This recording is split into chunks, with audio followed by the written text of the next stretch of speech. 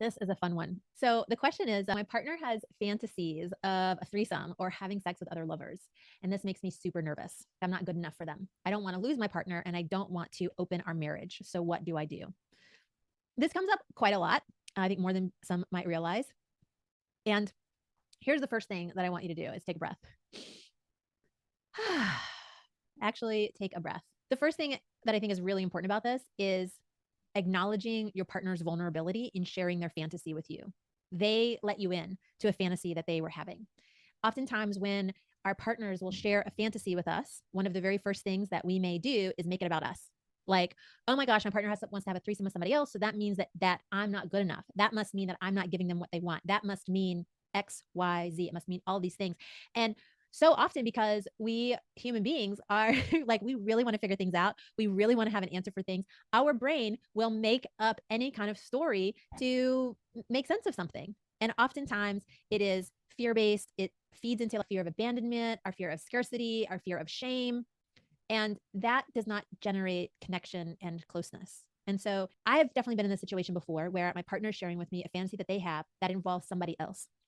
And I did exactly what I just explained to you. I went off the deep end in a total shame spiral and making it all about me and how I wasn't good enough. And it actually had nothing to do with me. And so where I want you to go is to acknowledge your partner and to say, hey, thank you so much for sharing with me, sharing your fantasy with me. Thanks for being vulnerable. Your partner didn't have to tell you this. They could have kept this fantasy inside their brain for the rest of their life, but they trusted you enough to share their fantasy with you. They trusted you enough. They thought to themselves, hey, you're a safe enough person for me to share this with. You're somebody that I want to give this information to. Most people are not sharing this information, this level of detail of fantasy with everyone that they meet. They're typically sharing this with a select person or group of people. And congratulations, you are one of those people.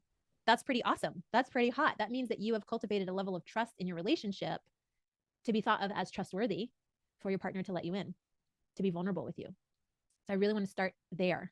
I want you to start there because it completely changes the dynamic when we go from, oh my gosh, I'm making it all about me, to let me actually make it about you.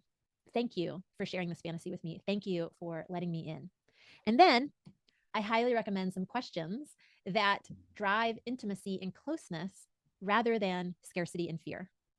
So what kinds of questions would drive scarcity and fear? Why do you want this? What's wrong with me? What's wrong with the sex that we're having? What's wrong? What are you not getting? Those are some things that drive scarcity, that drive fear. So what are some questions that drive intimacy?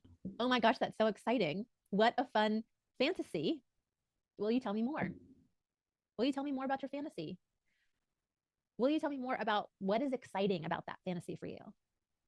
If you want to have sex with another person, what's so exciting about that? If you want to have sex with me and somebody else, what's exciting about that? Is it that you want me to watch you with somebody else, or you want to watch me with somebody else? I had a client who was thinking about this and working to actually reveal this fantasy to her husband. And when I asked her these questions, what's so exciting about this? She said, the thought of having 4 hands touching my body at the same time, and I just get to lay back and receive the touch, feels so decadent. It feels like luxurious and I'm being spoiled. And that feels so hot to me. Woo! That is really fun.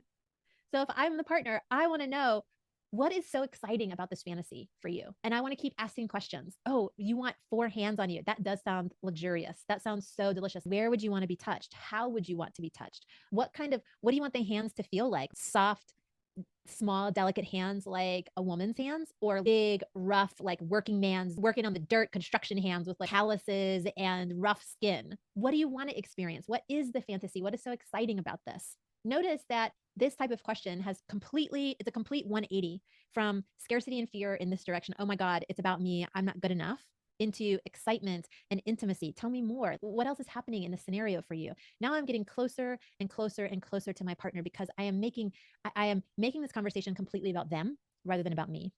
And I'm allowing them to share with me their excitement, their passion, their arousal. That makes us closer together. And one of the ways that this happens, right? We get closer together because I'm not focused on some kind of fear or scarcity or some kind of perceived deficit. And I am contributing to their excitement and their passion by simply asking them about themselves. Most people love to talk about themselves. I don't know if you've noticed that about human beings, but most of us really love to talk about ourselves. And this is a really beautiful way to create more connection and intimacy.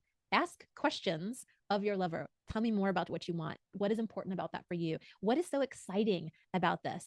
Tell me more. What if you could wave a magic wand and create anything that you wanted to about this fantasy? What would it look like? Where would this fantasy happen? Would it happen like in a bedroom, at a hotel? Would it be on the beach, on the top of a mountain? Just tell me what environment would this be occurring?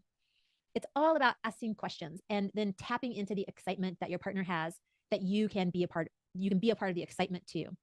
And it's also, this gives you a chance to disconnect in a certain way. It's not disconnection because you're staying connected. Actually, it's practicing unattachment, right? It's practicing not being attached to how something has to look, actually being open to the possibilities and allowing your partner to share who they are and what's really hot for them. And if they say, I want to experience this with you, ask them questions like, well, what would I be doing? What would I be wearing? Where would I be? Would I be in the bed with you? Would I be standing next to you? Would I be touching you or touching the other person? Just tell me more of the details. And this is really how you can shift from I'm scared or I'm feeling nervous into I'm feeling excited and I'm really connected. And this actually, having this conversation, especially having this conversation when you're not actively in bed together, having sex together, is that it actually can become fuel for your dirty talk and your sexual communication while you're in bed together, right? We get really hot, we get really excited, we get really aroused. And one of you may say, oh my God, I'm thinking about that fantasy right now. It would be so hot to see you with X, Y, and Z. It would be so amazing to be with you in ABC experience. I would totally love that. I'm getting turned on right now just thinking about it. So tell me what you think about this, what I've said. I'm really curious. Does this support you in shifting gears from scarcity and fear into connection and intimacy and excitement with your partner? You can tell me in the chat below.